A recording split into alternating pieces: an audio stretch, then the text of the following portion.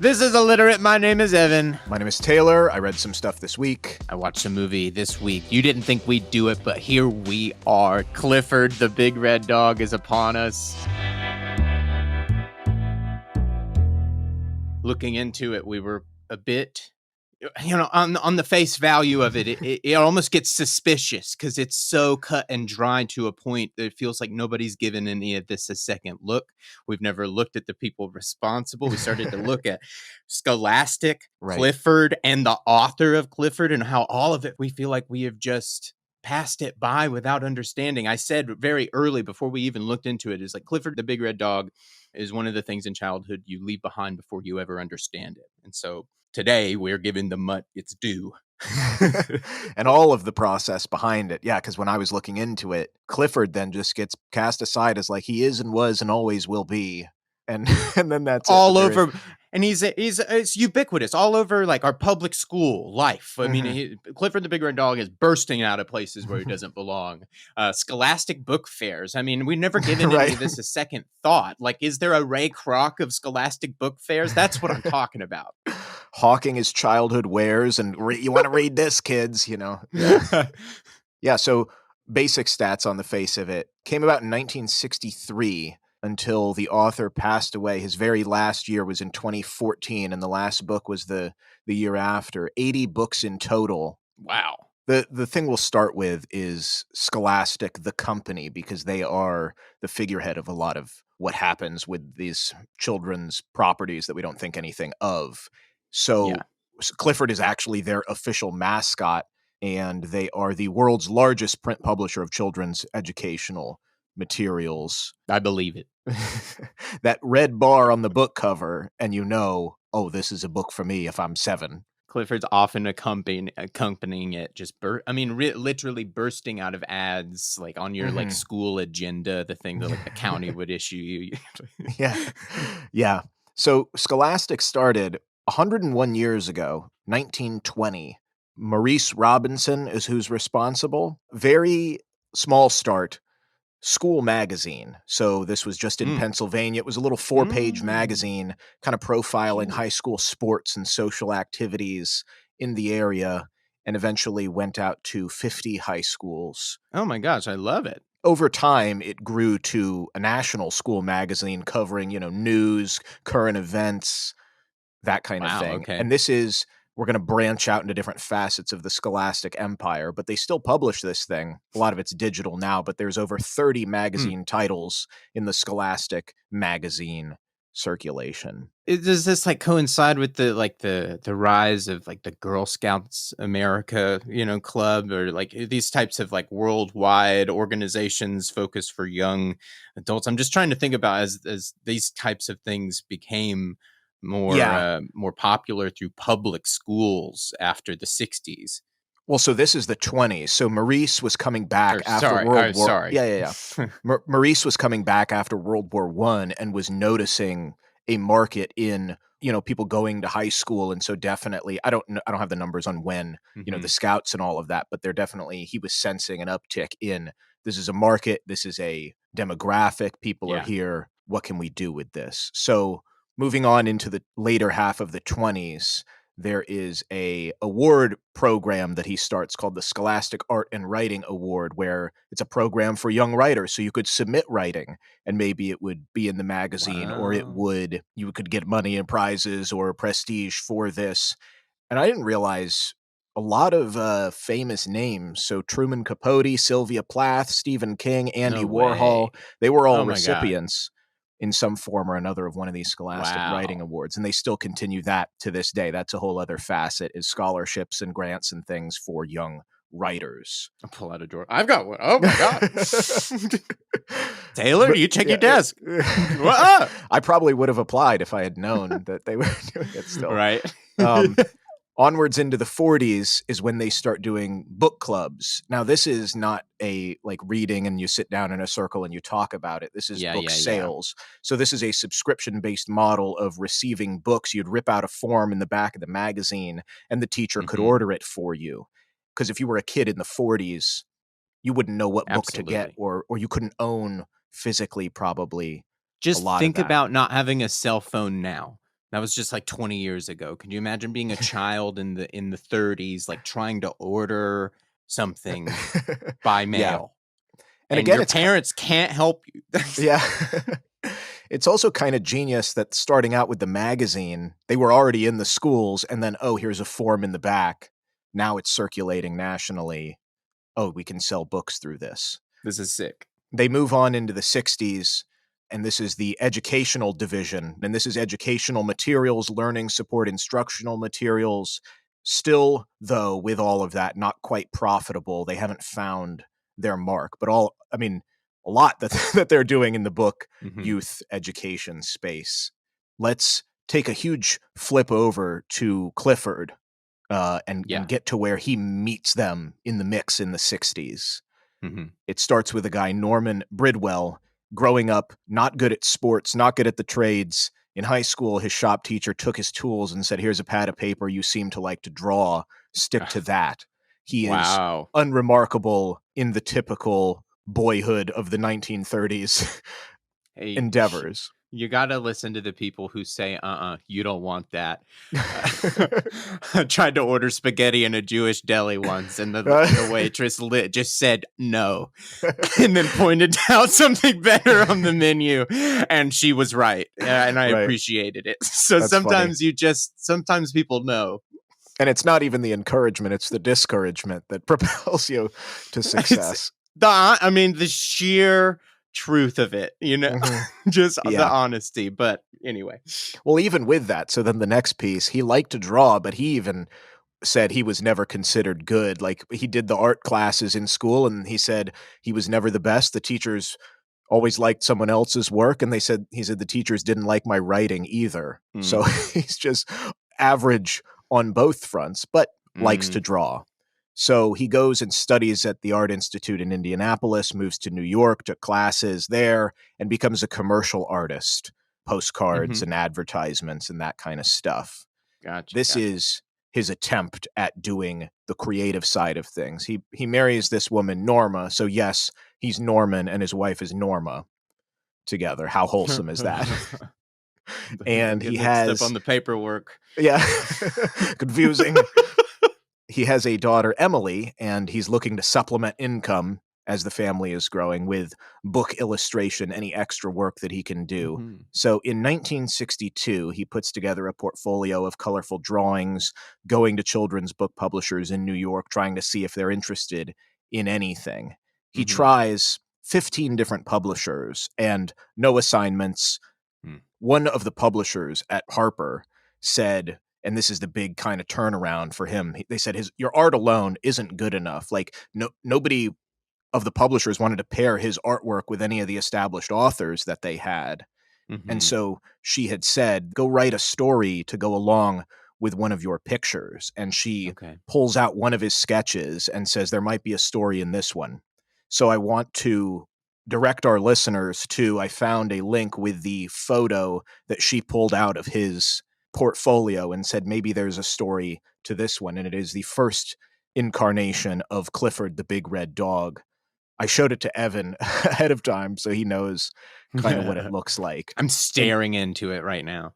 And it's a little girl, very different art style, but it's clearly a bloodhound. It's kind of the size of a horse, maybe a little bit smaller. Well, that's the thing. I want to highlight that. Is my first impression of it with the proportions, the art style of it. I understand how you could see something like this in real life. Not the color, not the red, which is very obvious, but in terms of like a dog being so large that it felt like it could shield you from the rain. What you're seeing is a little girl being shielded from the rain underneath the snout of a large, droopy, red, like hunting hound. Yeah. So it very quickly, like the very first images I connected to, and it made me think about proportion and how very quickly, with how you're interpreting this, how proportion could get out of hand real which I think has become kind of the name of the game with the property, because I bet this image started in a completely different place is what I'm getting at, and it has gone in a very, very different direction that now has had a lot of people to add what they will to it, for sure. So here's the creation of that legend and the expansion of it, and I encourage our listeners, check out the link in the show notes to this original photo. a lot of the questions we have and the suspicion we have is around, oh, well, it couldn't be that easy. And a lot of the story is just kind of the simplicity and the earnestness of what he's doing. The reason he's red in that initial image, he just said he happened to have red paint on his desk that day. There's not That's some what sort I'm of saying. Yeah. calculated reason.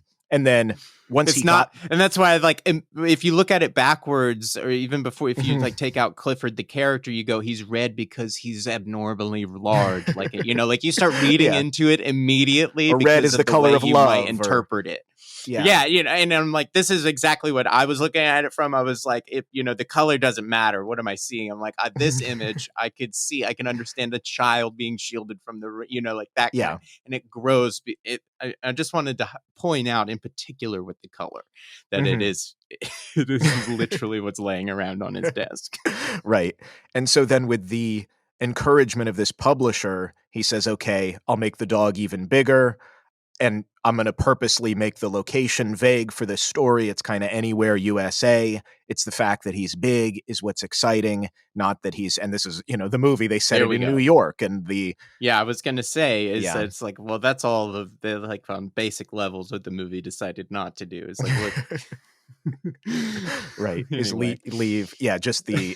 If you had a large dog, what kind of questions would it make you ask yourself? What would it lead to? You know, let's just be real here. Right. And that's interesting enough. It doesn't need to be in New York City. So that's what his thought was. And then with the names, he was going simple. He wanted the dog to be named Tiny, but his wife, Norma, said, you should name it Clifford. That was the name of my childhood imaginary friend. So he takes her advice. And then the little girl, his daughter, who was just born, is named Emily. So he names her Emily. It's all what's laying around. It's all right here, you know. Somebody shoved a drawing back at him and said, "You need to write something for this," and he just is like, "Okay, what could it be?" You know, right. And that was kind of the key: is like your drawings are not good enough, your writing is not good enough, but we'll put them together, and something will be maybe fine. So and this is something for me and just for creatives. It's not like the other idea is some other thing. So no, bring it into this idea, bring it over. It needs all these things. A full story is comprised of many elements. Your ideas belong together, not separate, you know? Yeah. So he, by circumstance and encouragement, an unremarkable, by all accounts, guy puts it into this package. He had spoken to the Harper's publisher on a Friday, and then 3 days later on Monday, he had his little book about a girl and her big dog. And so goes back around the rounds to the publishers, drops it off at Scholastic. 3 weeks go by. He's like, whatever. But they call him up and say, yeah, we'll publish this. It's always right after you were sure you were a failure. Yeah. I guess they didn't get it. And that first book was published in 1963, and then out comes 80 books. He had a couple other children's books, but he essentially is the Clifford guy for the rest of his life until he passes in 2014. Hey, I got one, baby. Yeah. I love it. This is such a, like, I mean, I love this story as a creative. I mean, it's one image plus this. I mean, really, just mashing stuff together until you hit. This is a perfect example of that. And nothing salacious or untoward or conniving about it. Earnest trying, you know? Yeah.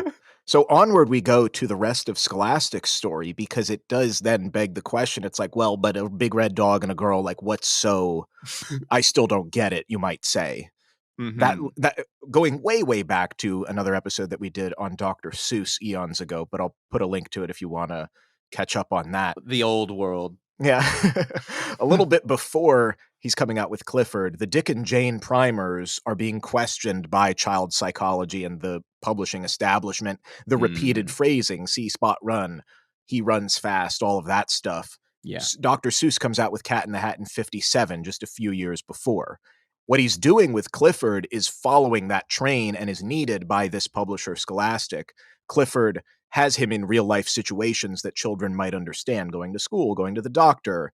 And then also he's learning manners and he's bumbling around and he's learning how to grow up, and there's a moral to it. And it fits with the new interpretation of no, they don't just need to read. They need an actual story about things that are going on with them. Well, it's kind of infinite, you know. It's like as if you were sitting down to write this kind of thing, you would ask yourself many questions, but one question among the first many you would ask yourself is like, well, what's it like having a puppy? And because for anybody who's had a dog, who's trained a puppy, you understand maybe for the first time that an authority role and how to teach and train something and guide something. This is often children's first example in an authority capacity is over some sort of animal. Definitely. So I just wanted to pull that apart for a second in terms of like what these stories really could be about and how they really could go down a kind of infinite. That's why I'm so shocked that they didn't do more, because I'm like, this is real basic stuff, you know? Like, it seems like an infinite, endless thing that, you know, an evergreen well. It's interesting that you bring up kind of that authority growing up, that sort of mindset, because this is also then with Scholastic. Maurice, who had started the whole thing, he was preparing to exit as the CEO, and they were grooming this other guy who was on the board, and that other guy died randomly, sort of. Whoa. And so it got passed on to Maurice's son, Richard, and he takes over in the 70s as the head of Scholastic. Wow. And in the 70s is when by they start accident, like, whoa, okay. I mean, I get it in that case. That's very interesting. I haven't heard that you know, and I don't know. We've been thinking about nepotism a lot, I guess, in you know, recent as of late in this country, in this society. So that's just that's an interesting way for things to fall. And he was an English teacher. He had joined the company in the 60s, so it wasn't like he was totally out of nowhere pulled from it, but it wasn't what exactly he was destined to do. But he starts the entertainment division, which is still ongoing. They do shows and movies based on their book properties or license them. Yeah. That's another arm of theirs. In the 80s is, lo and behold, here comes the book fair business as a part of their empire. Starts in the 80s, and that's all his dealings. Now, over 120,000 events across the USA. This is what we knew in our upbringing, is they show up, they take over the library for a week. Yeah. And they got it all. Look at the ad. You're going to circle what you want. Don't want that. Exit out. Draw on people's faces. Now you got to go home. You know how much money you need. You ask for a little bit more. You make some rash decisions. Buy a cool eraser. Yeah.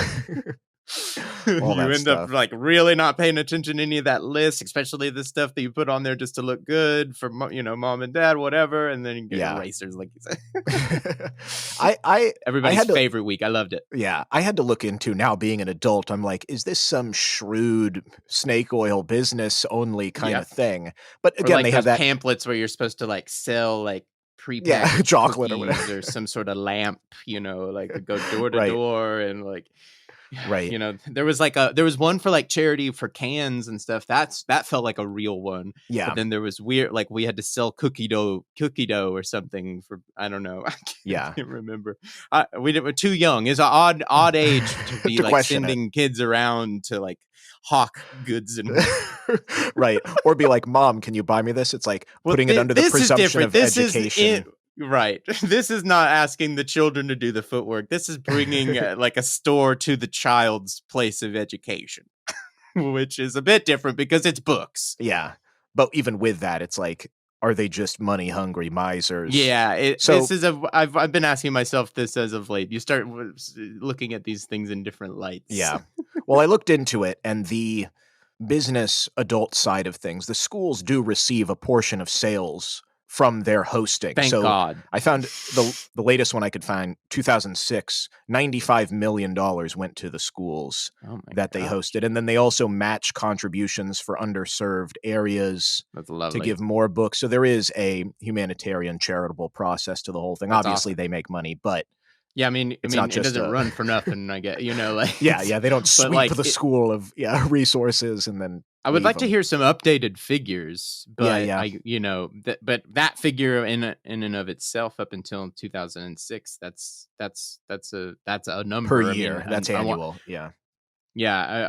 That's really great in terms of the program that they're running, because it's something that most people do enjoy in terms of like. I think teachers kind of enjoy it as well, but the librarians certainly do. Yeah. I think it's a win-win for everybody. So I'm glad that it hasn't gone south. It hasn't disappeared or something. That it's still around. Yeah. So now that we've covered most of the empire pieces that they're conquering, the last thing is the intellectual property stuff. They still had Clifford going strong, but in the 80s, they're publishing The Babysitter's Club, and they also have Magic School Bus on the scene. And then again, they're making the TV shows of those and the films and whatnot. Yeah. The 90s come around, and they own I Spy and Goosebumps. We did an episode on. Yes, I was about to say, have Goosebumps. Animorphs Captain Underpants was also huge. They run that game. The 90s was their time. I mean, Scholastic ruled. Yeah. Ruled young fiction through the 90s. I mean, absolutely ruled it. And the capstone at the very, very end, we covered this in another episode, but they own the U.S. rights to Harry Potter, which was a gamble, and then they destroyed it. So they publish like a third of all children's books anywhere. They crush it. And this is the unbelievable piece. In the 2000s, they're the ones that do the Hunger Games. Oh my God. They're crushing. They're crushing. Yeah. So with all of that amazement, credited to Richard Robinson, the son of Maurice, who takes it over, the newest movie that came out, 2021, is dedicated to Richard Robinson because he passed in June of this year. Very shocking. He was in excellent health. He was walking around and had a heart attack or stroke. It wasn't said, but he was the CEO from 75, like I said, when he took it over, till June when he passed. Wow. And if you think about all the stuff he was doing, he was also pretty progressive in terms of being scandalized, I guess, in a good way, of like, he won an honorary National Book Award because of like all the books that he published that censors didn't want or had cultural or societal positions in children's literature. The PEN America is an organization that awarded him an award for contributions to free expression because my gosh. If you think about all the different things that got put in, I know some people, even like Captain Underpants, they were like, I don't get it. This is weird. Or Harry Potter, Hunger Games, all the different stuff. Huge. 4 decades of children's literature he's at the helm of. Just over the formative years of, everyone's lives. Right now. Just a little contribution to their, no big deal. Yeah. And to think of this company, a father and son running it. Yeah. We think of Scholastic, and I would never have thought to say, oh yeah, it was a guy and his son, up until just a couple months ago that were running it. Again, it's been around for so long that I guess even our parents wouldn't even think to quite, it's past the skepticism of like, is this just somebody hawking wares? Like it's our parents already had Scholastic around. It's known. It's the brand recognition is and so over time it's just becomes the standard. But we have to teach, people about this stuff because it didn't come from nowhere. It came from people. Yeah. This is real examples of real creatives, real stories. And it's not just some sort of element on the periodic table that is and will forever be. It's somebody made it. And that's what we're here to do. And it's also a rare thing that we're talking about where it's like, it's kind of the reason people don't think about it is because on both fronts, it's kind of unglamorous. Norman just chucking along, writing these things. And Maurice and Richard chucking along, just running, expanding literacy. But the impact attempts. is huge, man. I mean, for children, I mean, every generation. I mean, because if you were in high school in the 20s, you would have read one of their magazines. And that's the start, Yeah. Like that's just the start, and it still exists today. I mean, and we got now we're spending millions of dollars to bring in this red dog to life. Oh man. Yeah. So let's just briefly throw out what Clifford has put into the world. The fun one, his presence as a balloon in the Macy's Thanksgiving Day Parade. Yes. Started in 1990. I love this fact. He is the only life-size balloon in parade history. He is the size that he would be. That's good. That's really funny. Actually. Yeah. And he's been on and off. There was a book that came out in 93 written by Norman, called Clifford's Thanksgiving Visit, because he goes to visit his mom in the city, and Emily is visiting her grandparents, and his balloon is visible in one of the frames. He doesn't acknowledge it, but it's just funny see it. That's great. That the parade is going on. And then, of course, the adaptations, the early 2000s one, there was an Amazon Prime reboot just a couple years ago, but he vocalizes to Emily, like she can talk to him, which is not a part of the books or anything else. So I think it was met with mixed reception. But then this film, they're taking it too far. Yeah.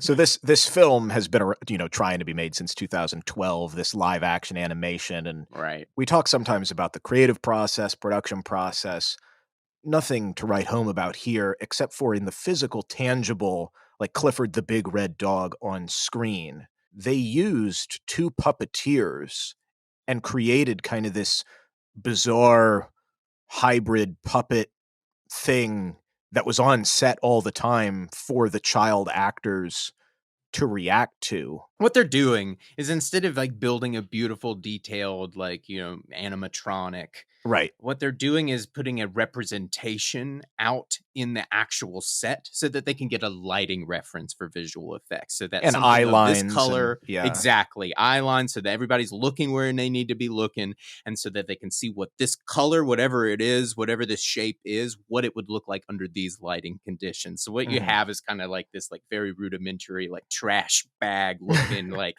guy, like yeah. Well, like guys puppeteering it and walking it. There's great video footage of it. Yeah. Well, I'll post a link on. There was a TikTok. This creator at It's Keys. I'll post a link, but he makes a whole little mini song about how horrifying it looks. He's like, not quite bone, not quite flesh. It's human legs, because the people are standing there and they need airflow. But then there's this weird perforated looks like those torso. dragons you see in fairs, like right. Yeah, it's this weird. I can't remember the name for any of it. I'm doing a plastic terrible job explaining. Mesh bone, openings, and it looks scary. And the children are traumatized by having to act with this skeletal, sad, earless dog thing. Anyway, that was the only production thing about it that I thought was worth bringing up. It's super funny, and especially for anybody who's like not super like into how movies are made. It looks horrifying. Yeah. So off of the horrifying part, the appeal of Clifford over time. And I came upon a very interesting piece that there's scientific child psychology and developmental reasons that potentially contribute to this.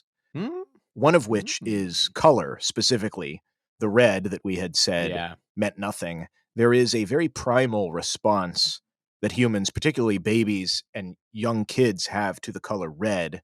I'll post a link to this article where they kind of do like a 3D, not VR, but it's like you can move around and look around, but it's like as if you were a baby in your first 6 months, and what your visual acuity is over time. Because red is one of the first colors that babies see, along with black and white.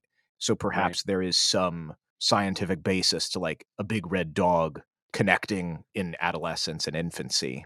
The other thing then is the language development. Kids first practice animal sounds before they even have words, or before they can attribute a dog as a thing. They're saying woof woof. Right.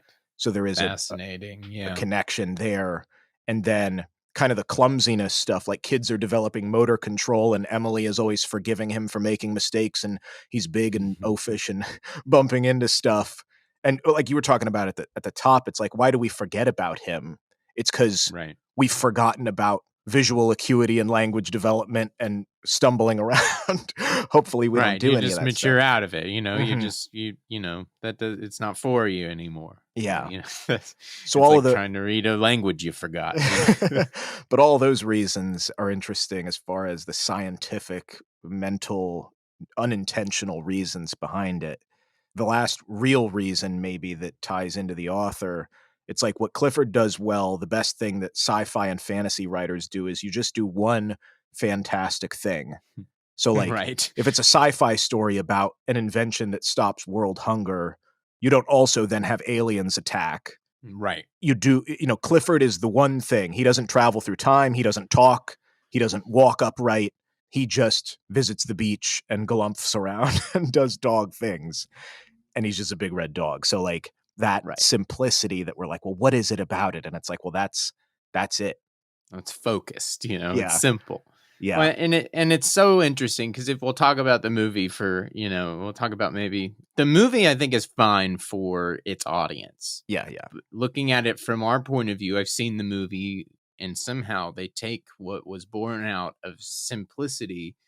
They overcomplicate it with a kid versus a corporation in New York City, setting and plot, and it doesn't really need any of that stuff. I thought that from the offset is kind of missing it. It would have felt way more at home in a small town setting. And it's a twofold because I do think the audience is probably going to embrace the movie. It's probably just great for them. It's for kids, like it's like how we were just saying, it's like trying to read a language we forgot. It's not for us. We've matured. It doesn't make it bad. It's just not for us. When we look at it from our perspective, we have maybe different ways we would have went about it, but I mean, it still serves the role. But I just think that on the surface level, when you have the creator saying, well, it kind of works because of this, and then all the kind of the research says, well, it kind of works because of that, that all takes a second seat to child versus corporation in New York City. Right. Yeah. That's interesting. He'll just get bigger. I think that's what people were saying. He's not in his like full form in this one. He's still a puppy, and she still has more love to make him grow. Yeah. Get bigger. He'll get bigger. That's him over history. He just keeps getting bigger. He can't go away. He's getting bigger and bigger and bigger and bigger. Yeah. Oh man, did we do it, Taylor? I think we got it all. We gave the mud his due. I loved this. This start is like, well, maybe this will be some, and immediately it showed itself to be something way more rich and almost a no-brainer. Like, of course, we should have had this on the schedule for months. So I love what we found out about Scholastic and book fairs and how it takes the two of these kind of things to unite to make something really everlasting. Yeah. So thank you, Taylor. I really appreciate it. Thank you guys for sticking with us. Let us know what you're reading. Let us know what you're excited for coming out on TV or in the theaters. You never know when we're going to do an episode on something you're so excited to learn all about. You can get in touch with us at ILLITERATEPOD on Instagram. And if you're in the U.S. at least, look out on Thanksgiving coming up very soon. See if he's in the parade this year. Look for Clifford in the parade. If he's going to come back, we'll see. And now we'll all have a bigger appreciation for him. Thank you guys so much. All right. Catch you next week.